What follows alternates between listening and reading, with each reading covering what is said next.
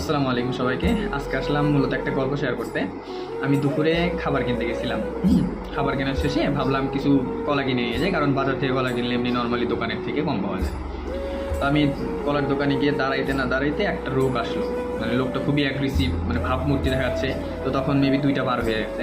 তো লোক বলতেছে যে হ্যাঁ হ্যাঁ 2টা পার হয়ে গেল, কলা দেন কলা দেন, কোনটার দাম কত, হ্যান ত্যান হাবি যাবে 700, এগুলো বুঝাচ্ছে।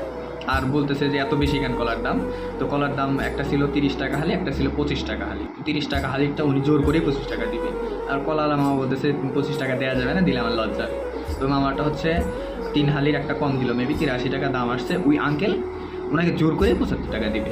বলতেছে যে না, 75 টাকা দিলে আমার মানে লাভ হবে না, এরকম টাইপের বলতেছে। মানে অনেক রিকোয়েস্ট করলো, তারপরে সে ওইরকম টাকা দিয়ে চলে গেল। তো মামা কিছুটা হলেও একটু মন টন খারাপ করলো। তো খারাপ করার পরে ও লোক তো চলেই গেল, বাইক নিয়ে আসতে, বাইক নিয়ে চলে গেল। এখন আমাকে বলতেছে তুমি কি কলা নিবা? বললাম হ্যাঁ আমার তো কলা লাগতো, আমাকে আপনি 2 হালি কলা দেন, সাগর কলা দেন। তো আমি তো স্টুডেন্ট মানুষ, আমার তো মানে টাকাও বাঁচাইতে হবে প্লাস পুষ্টিও গ্রহণ করতে হবে, এটাই হচ্ছে রিজন। তো আমি নিলাম 2 হালি কলা নিয়ে, ওটা ছিল 25 টাকা হালি কলা।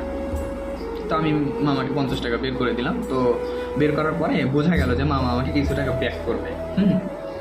10 টাকা আমাকে ব্যাক করলো। এ থেকে বোঝা গেল কি, যে সবসময় অ্যাগ্রেসিভ মুড বা রাগান্বিত বা দামাদামি দরদাম, মানুষের সাথে খারাপ ব্যবহার, এগুলা করে আসলে মানুষের থেকে কিছু এক্সপেক্ট করা খুবই বোকামি।